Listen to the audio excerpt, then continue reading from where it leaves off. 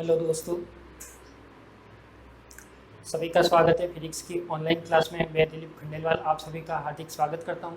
अब अपन देखते हैं कि जो हमने पढ़ा था, अपन क्या चल रहे थे इलेक्ट्रॉनिक्स में, कुछ नेटवर्क की थ्योरम में चल रही थी। उसी नेटवर्क की थ्योरम में अपन ने क्या किया, अपन ने दो थ्योरम पढ़ ली थी। एक तो अपन ने पढ़ ली थी अध्यारोपण की प्रमेय, दूसरी पढ़ ली थी पारस्परिकता की प्रमेय। आज अपन बात करते हैं थर्ड नंबर की थ्योरम में अपने पास अधिकतम शक्ति संचरण की प्रमेय। अब इस प्रमेय में होना क्या है अपने पास, देखो मैंने वैसे तो स्टेटमेंट लिख दिया है, इसको मैक्सिमम पावर ट्रांसफर थ्योरम कहते हैं। मैक्सिमम पावर ट्रांसफर थ्योरम यानी अपने पास देखो मीनिंग से ही पता है कि एक तो मैक्सिमम पावर यानी अधिकतम शक्ति, अधिकतम शक्ति। फिर वो कह रहा है कि ट्रांसफर थ्योरम, ट्रांसफर का मीनिंग वही होता है जो एक जगह से दूसरी जगह क्या करता है, उसको स्थानांतरित करता है। तो अपन कह सकते हैं कि ये क्या कर रहा है, मैक्सिमम पावर का ट्रांसफर कर रहा है। तो अपन इसमें जो भी होगा वो स्टेटमेंट भी क्या कह रहा है कि इसमें जो अपने पास मैक्सिमम पावर है वो क्या होगा, ट्रांसफर होगा। ट्रांसफर कहाँ से कहाँ होगा वो देखते हैं अपन, तो वो देखते हैं अपन स्टेटमेंट में। तो देखो अपन स्टेटमेंट लिख रखा है कि इस प्रमेय के अनुसार जब किसी परिपथ में लोड प्रतिबाधा तथा स्रोत की आंतरिक प्रतिबाधा परस्पर संयुग्मी होती है यानी कॉन्जुगेट होती है, तो लोड को संचरित शक्ति का अधिकतम मान क्या होता है, अधिकतम होता है। यानी शक्ति का जो मान होता है वो अधिकतम होता है। किस केस में, इस प्रमेय के अनुसार जब किसी परिपथ में, ये वाला मान लिया कि कोई जब किसी परिपथ यानी ये कि अपना कोई भी सर्किट है या फिर कह सकते हैं कि एक नेटवर्क है। तो ये नेटवर्क कैसा माना है अपन ने, टू टर्मिनल माना है, क्योंकि इसमें टू टर्मिनल मानते हुए क्या किया अपन ने, एक तो लोड इंपीडेंस लगाया, एक क्या लगाया इसकी आंतरिक प्रतिबाधा। मान लिया कि अपने पास ये क्या वोल्टेज सोर्स है यानी ई क्यू क्या लगाया है, वोल्टेज सोर्स लगाया है। तो इसकी जो आंतरिक प्रतिबाधा होगी वो क्या होगी, अपने पास जेड क्यू मानी है। तो इसमें अपन ने लिखा है कि जब किसी परिपथ में लोड प्रतिबाधा तथा स्रोत की आंतरिक प्रतिबाधा परस्पर संयुग्मी हो, लोड प्रतिबाधा तथा स्रोत की आंतरिक प्रतिबाधा यानी अपने पास लोड प्रतिबाधा तो ये वाली है, स्रोत की आंतरिक प्रतिबाधा ये वाली है। तो ये वाली उन्हें कैसी चाहिए, परस्पर संयुग्मी यानी परस्पर कॉन्जुगेट का मीनिंग क्या होता है। यदि यहाँ पे मानता हूँ कि मैं ये क्या है अपना x प्लस आयोटा y है, तो फिर ये वाला क्या होना चाहिए अपने पास x माइनस आयोटा y, ये कॉन्जुगेट का मीनिंग होता है। तो कह सकते हैं कि अपने पास x प्लस आयोटा वाई है, तो ये क्या होना चाहिए अपने पास x माइनस आयोटा वाई। यदि ये वाला केस फॉलो करता है यानी इसकी आंतरिक प्रतिबाधा क्या है x प्लस आयोटा वाई, इसकी लोड प्रतिबाधा क्या है x माइनस आयोटा वाई, यानी इसकी जो इंटरनल इंपीडेंस है वो तो क्या होनी चाहिए ये, और जो लोड इंपीडेंस है वो क्या होना चाहिए ये। यदि ये वाला केस फॉलो करता है तो अपन कह सकते हैं कि वोल्टेज सोर्स है, इससे क्या होगा, मैक्सिमम पावर का ट्रांसफर होगा कहाँ पे, लोड पे। तो यही अपना जो थ्योरम का स्टेटमेंट है वो यही कहता है कि कोई भी परिपथ या कोई भी सर्किट लिया है अपन ने, सर्किट में क्या किया अपन ने, वोल्टेज सोर्स लिया है। अब यहाँ पे मानते हैं कि जो इंटरनल इंपीडेंस यानी आंतरिक प्रतिबाधा का मान है वो कितना है, x प्लस आयोटा वाई। तो ये वाला जो लोड का मान है वो कितना होना चाहिए, x माइनस आयोटा वाई। तो x minus plus iota Y और माइनस आयोटा वाई ओनली समझने के लिए लिखे, तो इस टाइप की वैल्यू होनी चाहिए। तो यदि इस ये वाला केस फॉलो करता है तो अपन कह सकते हैं कि इसमें क्या हो रहा है, मैक्सिमम पावर का ट्रांसफर हो रहा है यानी अधिकतम शक्ति का संचरण हो रहा है। तो अधिकतम शक्ति का संचरण, ये तो इसका स्टेटमेंट था। अब अपन देखते हैं कि इसमें निकालना क्या और कैसे अपन इसको प्रूफ करेंगे, क्योंकि हर थ्योरम का अपन ने प्रूफ भी किया है तो इसको भी प्रूफ करना है। तो प्रूफ मानते हैं कि अपने पास देखिए प्रूफ क्या माने, सबसे पहले ये आपका स्टेटमेंट आप लिख दीजिएगा या फिर स्क्रीनशॉट ले लीजिएगा। तो ये स्टेटमेंट तो आपको समझ में आ गया होगा कि जब किसी परिपथ में, ये वाला परिपथ हो गया, लोड प्रतिबाधा यानी लोड इंपीडेंस तथा स्रोत की आंतरिक प्रतिबाधा यानी इंटरनल इंपीडेंस, आंतरिक प्रतिबाधा परस्पर क्या हो, संयुग्मी हो, यानी जेड एल और जेड ई की वैल्यू क्या होनी चाहिए, कॉन्जुगेट होनी चाहिए। तो स्रोत से लोड का अधिकतम शक्ति का मान क्या होता है, अधिकतम होता है, यानी अधिकतम शक्ति ट्रांसफर होती है, या कह सकते हैं कि वहां पर जो लोड पर पावर का मान होगा वो कितना होगा, मैक्सिमम होगा। यदि यहाँ पे बात करें कि ये कैसे लिखते हैं, इसका प्रूफ करते हैं अपन। तो प्रूफ में देखो क्या करेंगे अपन, सबसे पहले तो अपन जानते हैं कि सर्किट की थ्योरी आप लिख सकते हो कि सबसे पहले अपन ने क्या माना है, कोई भी टू टर्मिनल नेटवर्क है जिसमें मैंने क्या माना है, वोल्टेज सोर्स माना है जिसका मान कितना है, ई क्यू है। इसकी आंतरिक प्रतिबाधा यानी इंटरनल इंपीडेंस कितना है, जेड ई क्यू है, और लोड इंपीडेंस कितना है, जेड एल है। तो ये वाली सर्किट की 2-3 लाइन लिखनी है आपको बना के। उसके बाद क्या करना है अपन को, उसके बाद करना है, मैं यदि प्रतिरोध लिखूँ यानी लिखता हूँ यहाँ पे प्रतिबाधा, यानी प्रतिबाधा को मैं यदि आयोटा की फॉर्म में लिखना तो उसको कैसे लिखेंगे, यानी प्रतिबाधा यानी ये हो जाएगा प्रतिरोध प्लस का आयोटा या फिर जे जो आप काम में लेते हो वो, और यहाँ पे आ जाएगा इसका प्रतिकार। प्रतिघात का मीनिंग क्या होता है अपने पास, आर रिएक्टेंस यानी रिएक्टेंस होता है, वो क्या होता है अपना प्रतिघात होता है, प्रतिरोध क्या होता है, रेजिस्टेंस होता है। तो ये दोनों का क्या होता है, मीनिंग होता है।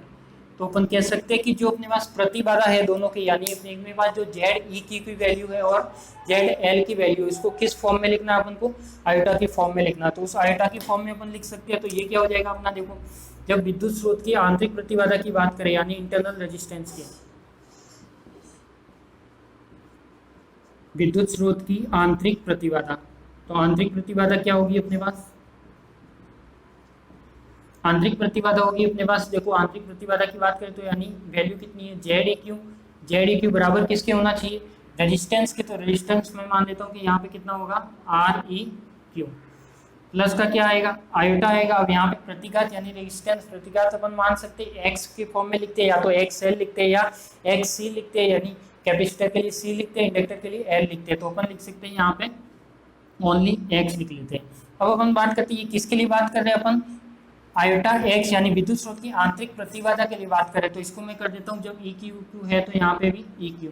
यदि इसको आप फॉर्मूले के रूप में लिखना हो तो इसको आप क्या लिख सकते हो, देखो प्रतिरोध तो क्या हो जाएगा, आर प्लस का आयोटा और साथ में एक्स, तो इसके इक्वल ये आता है। अब इसको अपन दोनों के लिए अलग अलग लिख रहे हैं। यदि लोड के लिए लिखे तो देखो, लोड के लिए लिखेंगे तो क्या आएगा अपने पास, लोड के लिए तो आएगा अपने पास Z L is equal to प्रतिरोध यानी रेजिस्टेंस क्या हो जाएगा, आर एल प्लस का आयोटा और साथ में क्या आ जाएगा, एक्स एल। तो इक्वेशन नंबर 1 हो जाएगी और इक्वेशन नंबर 2 हो जाएगी।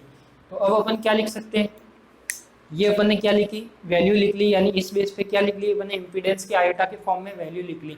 तो अपने पास जेड ई क्यू हो गया are E Q plus iota X E Q, Z L हो गया are L plus iota x L. अब अपन बात करते हैं इसमें धारा, इस सर्किट में क्या हो रही है, करंट प्रवाहित हो रही है, यानी करंट फ्लो हो रहा है।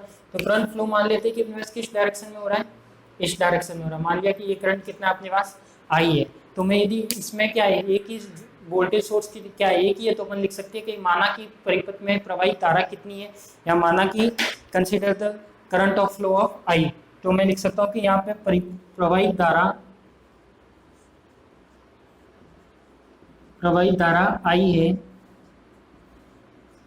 जो प्रवाहित धारा आई है तो यहाँ पे अपन क्या कर सकते हैं, ओम का नियम लगा सकते हैं। तो ओम का नियम लगाए तो क्या आएगा, देखो अपने पास, यानी अपन क्या निकाल सकते हैं, करंट निकाल सकते हैं यहाँ पे, यानी V इज इक्वल टू, तो क्या आता है अपने पास, आई आर आता है। यदि I इज इक्वल टू करे तो क्या आ जाएगा अपने पास, V बाय आर। अब यदि सर्किट के बेस पे देखे तो देखो V कितना है अपने पास, ये तो क्या अपना ओम के नियम से लिखा है अपन ने।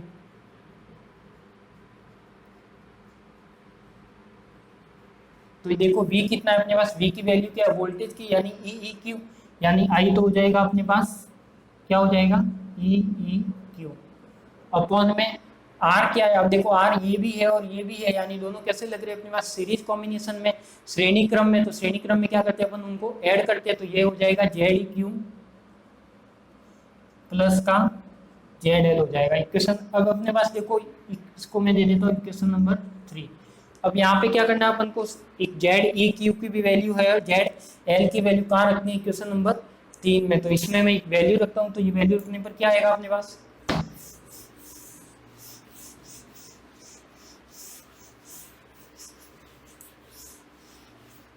देखो वैल्यू रखते हैं तो क्या आ जाएगा अपने पास, इक्वेशन नंबर यानी समीकरण 3 में 1 व 2 से मान रखने पर,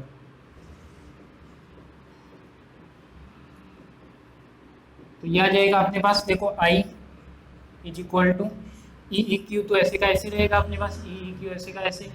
और अपने पास देखो जेड ई क्यू की वैल्यू कितनी है, समीकरण 1 से आर ई क्यू प्लस का आयोटा एक्स ई क्यू, फिर क्या अपने पास प्लस का जेड एल है, तो जेड एल की वैल्यू कितनी है अपने पास, आर एल प्लस का आयोटा एक्स एल। अब यदि मैं इसको मोड फॉर्म में या परिमाण रूप में लिखूं, यानी मैग्नीट्यूड फॉर्म में लिखूं, तो क्या हो जाएगा, देखो अपने पास मैग्नीट्यूड फॉर्म में लिखे तो यदि इसको मैं लिखता हूँ ई ई क्यू अपॉन में आर ई क्यू प्लस का आर एल एक साथ ले लेता हूँ, और जो आयोटा वाली टर्म है इन दोनों में से क्या निकालो, आयोटा कॉमन निकालो, तो ये क्या हो जाएगा, एक्स ई क्यू प्लस का एक्स एल हो जाएगा। अब अपन क्या करते हैं, इसको क्या करें अपन,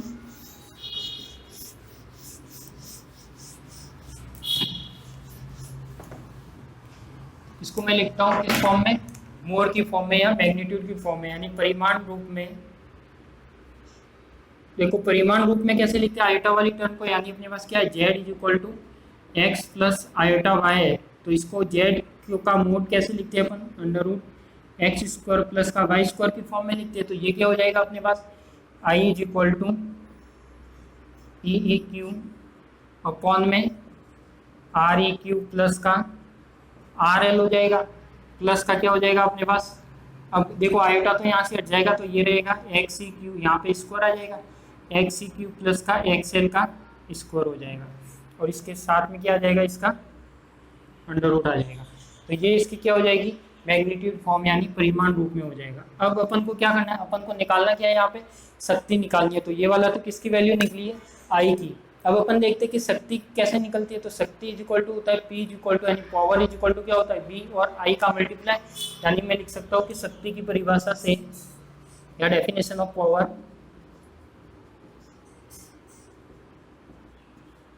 तो शक्ति की परिभाषा से क्या आ जाएगा अपने पास, ये आ जाएगा अपने पास शक्ति की परिभाषा से P इज इक्वल टू क्या आ जाएगा, V और I। अब अपन बात करते हैं कि P इज इक्वल टू क्या आ जाएगा अपने पास, V और I। अब V इज इक्वल टू क्या होता है अपने पास, IR होता है। तो मैं लिख सकता हूँ कि यदि ओम के नियम से V इज इक्वल टू तो क्या होता है अपने पास, IR होता है। तो मैं लिख सकता हूँ कि ये कितना हो जाएगा अपने पास, I मतलब IR, I तो स्क्वायर हो जाएगा, ये I और ये I, तो I स्क्वायर और साथ में R। अब देखो शक्ति R कौन सा आएगा अपने पास, ई क्यू आएगा या एल आएगा, वो कैसे पता लगेगा, क्योंकि शक्ति तो अपन कहाँ निकाले, मैक्सिमम पावर यहाँ पे आना चाहिए, लोड पर आना चाहिए।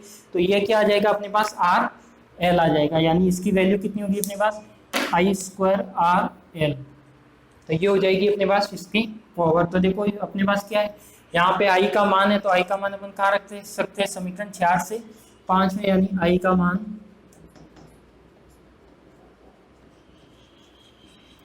4 से 5 में रखने पर, तो वो क्या आ जाएगा अपने पास, वो वैल्यू निकालनी है। तो वो आ जाएगा, देखो इसको मैं हटा देता हूँ।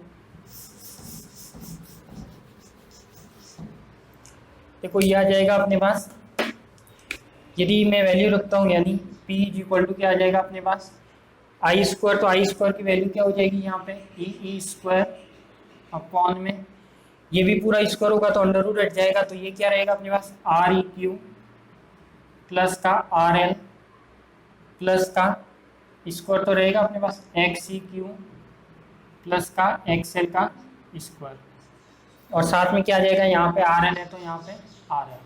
अब ये आर एल किस लिए लगाया है, क्योंकि अपने पास जो मैक्सिमम पावर आ रहा है वो कहाँ पे आ रहा है, लोड पे आ रहा है। तो लोड के लिए क्या आएगा अपने पास, प्रतिरोध रेजिस्टेंस आर एल आएगा।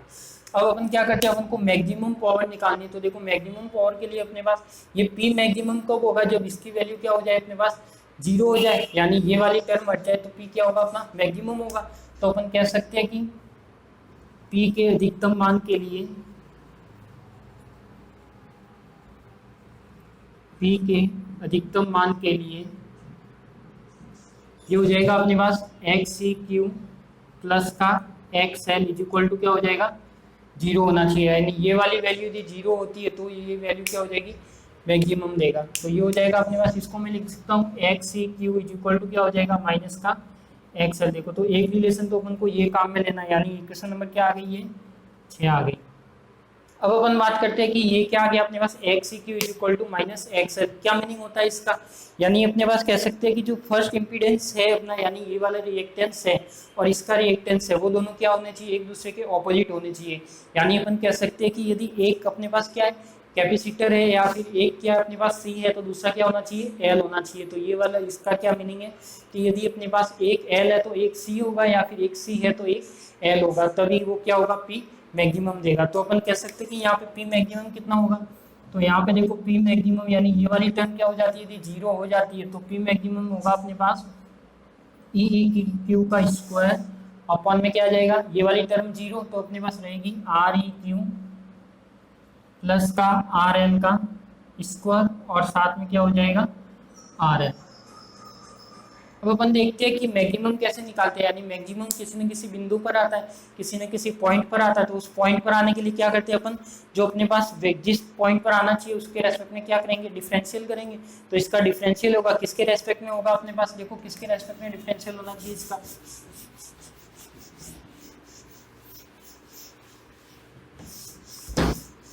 देखो कैसे होगा डिफरेंशियल, यानी मैं लिख सकता हूँ differential with respect to R L. तो ये हो जाएगा अपने पास डी पी मैक्सिमम अपॉन में D R L is equal to क्या होगा अपने पास, देखो जिसका डिफरेंशियल करना है तो क्या होना चाहिए अपने पास, ई ई क्यू तो मैं बाहर लिख लूँ, यानी इसको तो मैं लिख रहा हूँ D by D R L, E E Q बाहर आ जाएगा और इसको मैं यदि ऊपर ले जाके लिखूँ तो ये आर एल रह जाएगा और आर ई क्यू प्लस का आर एल का स्क्वायर हो जाएगा। अब अपन क्या करते हैं, इसका डिफरेंशियल करते हैं। तो डिफरेंशियल होगा तो क्या होगा अपने पास, देखो u से हो जाएगा या फर्स्ट सेकंड मान के कर लो। तो सबसे पहले तो ई क्यू तो मैं क्या ले लेता हूँ, बाहर ले लेता हूँ, आर एल का क्या हो जाएगा अपने पास, देखो इसको मैं यदि ऊपर ले आया हूँ तो ये क्या हो जाएगा अपने पास माइनस का हो जाएगा, क्योंकि ये वाली टर्म कहाँ आ गई, ऊपर आ गई, नीचे प्लस में 2 था ऊपर आ गया तो माइनस में 2। अब यदि इसको मैं सॉल्व करता हूँ तो देखो आर एल का तो क्या हो जाएगा 1 हो जाएगा, ये टर्म ऐसे की ऐसे रह जाएगी, आर ई क्यू प्लस का आर एल की पावर -2। फिर क्या होगा, पावर का अवकलन होगा। तो पावर इस पहले तो किसका किया, इसका किया, ये टर्म ऐसे की ऐसे। अब क्या करेंगे अपन, ये तो ऐसे की ऐसे रखेंगे तो ये ऐसे की ऐसे, आर एल तो ऐसे का ऐसे रख दिया, इसकी पावर का होगा तो क्या होगा -2 और आर ई क्यू प्लस का आर एल और क्या हो जाएगा -3। तो इसको सॉल्व करेंगे तो क्या आएगा, ई ई क्यू ये हो जाएगा अपने पास आर ई क्यू प्लस का आर एल, ये हो जाएगा -2 और ये हो जाएगा अपने पास -2 आर एल, -2 आर एल, और इसको मैं लिख सकता हूँ कि आर ई क्यू प्लस का आर एल का 3। अब क्या करूँ मैं यहाँ पे, इसको यदि बाहर निकाल लो, यानी इस टर्म को बाहर ले लो तो ये क्या आ जाएगा ई ई क्यू, यदि यहाँ पे ये बाहर ले लिया तो आर ई क्यू प्लस का आर एल का -2 बाहर ले लिया तो ये आना चाहिए अपने पास 1 माइनस का 2 आर एल और अपॉन में क्या आ जाएगा आर ई क्यू प्लस का आर एल। अब देखो यहाँ पे बाहर क्या लिया है -2 लिया है तो यहाँ पे 3 है तो 3 -2 कितना हो जाएगा 1 हो जाएगा, तो ये क्या रहेगा अपने पास, ये वाली टर्म रहेगी। अब अपन कह सकते हैं कि जब मैक्सिमम पॉइंट निकालना हो तो मैक्सिमम पॉइंट निकालने के लिए इधर किसके इक्वल रखना पड़ता है, 0 के इक्वल। तो 0 कौन सी टर्म होगी अपने पास, देखो 0 कौन सी टर्म हो सकती है, ये होगी या ये होगी। देखो ये तो क्या अपने पास वोल्टेज सोर्स है, यानी ये तो कभी 0 हो नहीं सकता, यदि ये 0 हो जाता है तो सर्किट में करंट ही प्रवाहित नहीं होगी, तो ये 0 के इक्वल नहीं होगा। तो अपने पास 0 के इक्वल होगा वो कौन सी टर्म होगी, ये वाली टर्म होगी। तो अपन कह सकते हैं कि ई ई क्यू और आर ई क्यू प्लस का आर एल है -2 इक्वल टू, तो क्या होगा नॉट इक्वल टू 0, और ये वाली टर्म है वो किसके इक्वल होगी 0 के equal to 2 R L R E Q plus का R L is equal to क्या हो जाएगा 0। तो ये उधर जाके क्या हो जाएगा 1 is equal to 2 R L R E Q plus का आर एल। इसको मैं यदि सॉल्व करूँ तो ये क्या हो जाएगा अपने पास, इसको इधर भेजो तो आर ई क्यू प्लस का R L is equal to क्या आ जाएगा 2 आर एल, और आर ई क्यू उधर जाएगा तो यानी इसको उधर भेजे तो क्या बचेगा अपने पास आर एल, यानी जो आर ई क्यू की वैल्यू आई वो किसके इक्वल आ गई अपने पास आर एल के इक्वल। अब अपन को प्रूफ क्या करना था, प्रूफ ये करना था कि अपन ने यहाँ पे क्या माना था, जो इसका इम्पिडेंस यानी जो इसका माना था वो माना था अपन ने जेड ई क्यू प्लस का आयोटा एक्स ई क्यू माना था। अब ये वाला क्या माना था अपन ने, तो ये वाला जो आना चाहिए वो रिजल्ट क्या आना चाहिए अपने पास जेड ई क्यू माइनस का आयोटा एक्स ई क्यू आना चाहिए। तो ये वाली जब लोड के लिए बात करेंगे तो क्या आएगा वो टर्म आनी चाहिए। तो अपन यहाँ पे देख सकते हैं कि अपने पास देखो आर ई क्यू क्या आ गया आर एल के इक्वल आ गया, एक्स ई क्यू किसके इक्वल आ गया -XL के। तो मैं लिख सकता हूँ कि यहाँ पे जो अपन ने इक्वेशन नंबर फर्स्ट और सेकंड दी थी, तो इक्वेशन फर्स्ट और सेकंड क्या दी थी, देखो इक्वेशन फर्स्ट तो क्या थी अपने पास Z E Q is equal to R E Q plus का आयोटा एक्स ई क्यू। यहाँ पे मैं यदि बात करूँ कि जेड ई क्यू की मान कितना आएगा, तो जेड ई क्यू कितना आना चाहिए अपने पास, देखो आर ई क्यू किसके बराबर आ गया आर एल के, तो ये हो गया आर एल। यहाँ पे ये प्लस आयोटा था तो यहाँ पे क्या आ गया -L, तो ये क्या आ जाएगा अपने पास माइनस का एक्स ई क्यू की जगह क्या रख सकते हैं समीकरण 6 से एक्स एल, तो ये क्या हो जाएगा अपने पास माइनस में रिजल्ट। यानी देखो अपन ने माना तो कैसा था प्लस में माना था, यानी मैं लिख सकता हूँ कि ये कहाँ से आया इक्वेशन नंबर 6 से। तो अपन ने माना कैसा था, ये प्लस में माना था, पर अपना रिजल्ट कैसा आया, माइनस में आया। तो अपन कह सकते हैं कि यहाँ पे जो पावर ट्रांसफर हो रहा है वो कितना हो रहा है अपने पास, मैक्सिमम हो रहा है। तो अपना स्टेटमेंट भी यही था कि Z E Q plus iota X E Q है, वो यदि इसका कॉन्जुगेट आ जाता है, तो कॉन्जुगेट आ जाता है तो वो क्या होगा अपने पास, इसको मैक्सिमम पावर को ट्रांसफर करेगा। तो यही क्या थी अपनी थ्योरम थी। तो इसका एक बार स्क्रीनशॉट ले लो।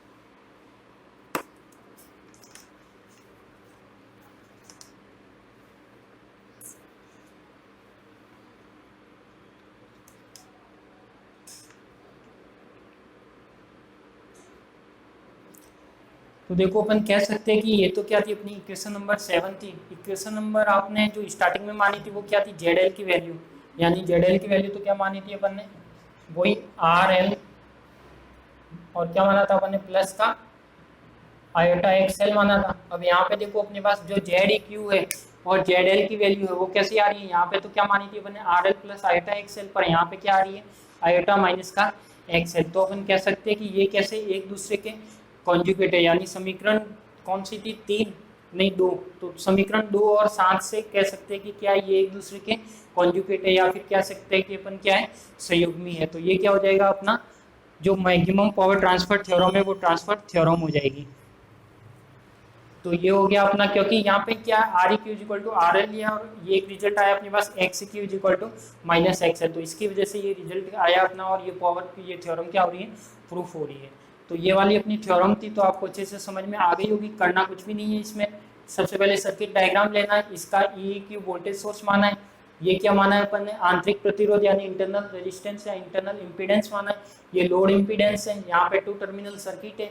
इसकी वैल्यू यदि मैं x प्लस आइटा वाई लेता हूँ तो इसकी क्या आनी चाहिए, x माइनस आइटा वाई, ये चीज़ आपको प्रूफ करनी है। तो सबसे पहले क्या किया, इसमें आई धारा प्रवाहित हो रही थी, तो वो आई धारा के कारण क्या निकाला अपन ने, आई निकाल लिया कि ओम के नियम से। आई निकालने के बाद क्या लगाया अपन ने, ओनली पावर की डेफिनेशन यानी शक्ति की परिभाषा क्या होती है, P is equal to V I. तो वी आई, वी की जगह ओम के नियम से क्या लगाया, उसकी टर्म लिख दी और उसमें केवल वैल्यू रखी और इसको सॉल्व आउट किया। तो अपने पास एक रिजल्ट ये आ गया था, R Q is equal to R L, एक आया था X Q is equal to minus XL. तो ये यहाँ पे थ्योरम क्या हो जाती है अपनी, हेंस प्रूव हो जाती है। तो यही आपकी क्या थी, थ्योरम थी। तो नेक्स्ट क्लास में अपन इसका एक न्यूमेरिकल भी देख लेंगे, तो आपको और अच्छे से समझ में आ जाएगा। तो ये हो जाएगी अपने पास मैक्सिमम पावर ट्रांसफर थ्योरम। तो आप कह सकते हैं कि जब ये वाला इसके ऑपोजिट आ गया, यानी ये वाला और ये वाला क्या आ गया अपने पास, कॉन्जुगेट आ गया। कॉन्जुगेट आने का मीनिंग है, तो अपन कह सकते हैं कि यहाँ से जो वोल्टेज सोर्स से जो अपने पास जो पावर का ट्रांसफर होगा वो कैसा होगा, मैक्सिमम होगा। इसके बाद अपन एक सॉल्व करेंगे अपन इसका एक न्यूमेरिकल।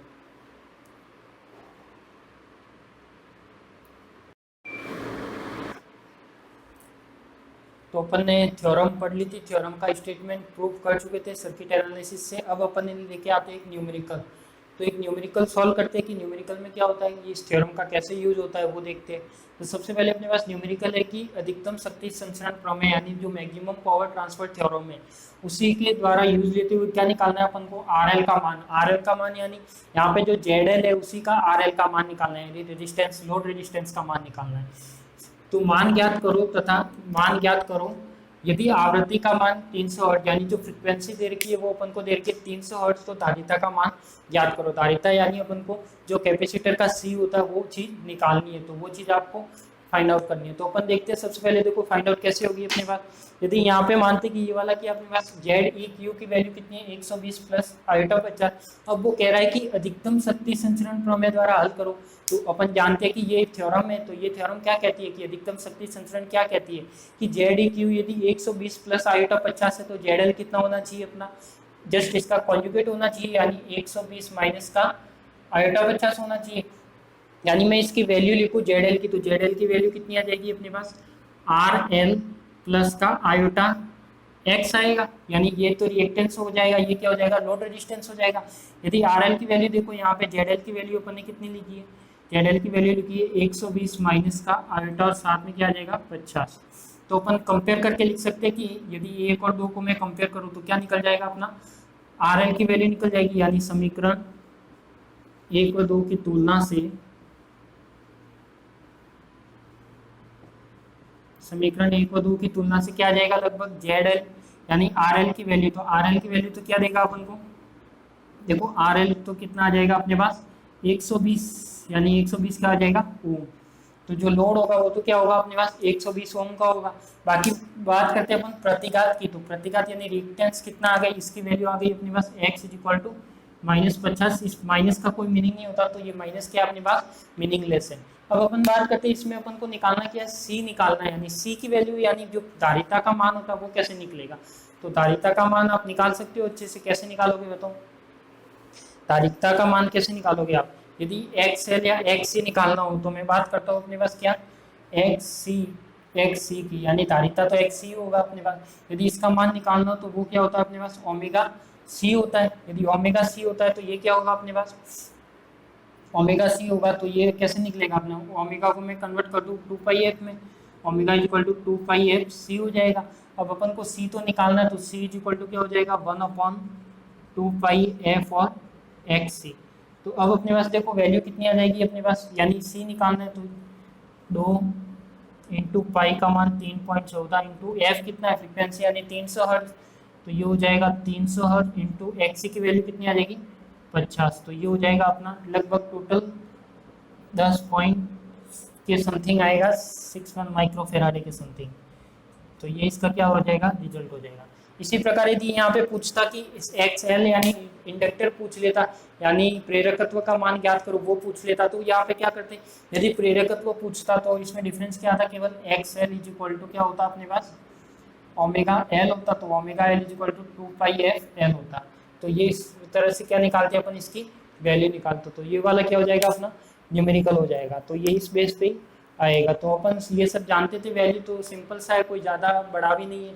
पहले वाली 2 थ्योरम थी वो लेंथी जरूर थी, पर ये वाली थ्योरम है इंपॉर्टेंट है। तो आपके लगभग जो यूनिवर्सिटी के अकॉर्डिंग जो सिलेबस है अपने पास 4-5 नेटवर्क थ्योरम है, तो उसमें से या तो उस बेस पे क्वेश्चन आता है या फिर क्या आती है अपने पास थ्योरम्स आती है। तो ये थ्योरम आपको कहीं ना कहीं एग्जाम में मिल ही जाएगी, तो आपको अच्छे से प्रैक्टिस करनी है।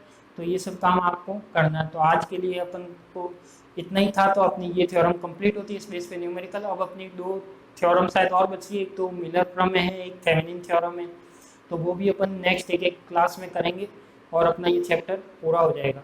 तो आप इसकी प्रैक्टिस करते रहिएगा। तो लास्ट में मैं इसकी आपके बहुत सारे क्वेश्चन भी दूंगा, तो वो भी आपको सॉल्व करके बताने हैं। तो आप सभी को धन्यवाद, मिलते हैं अपन नेक्स्ट क्लास में।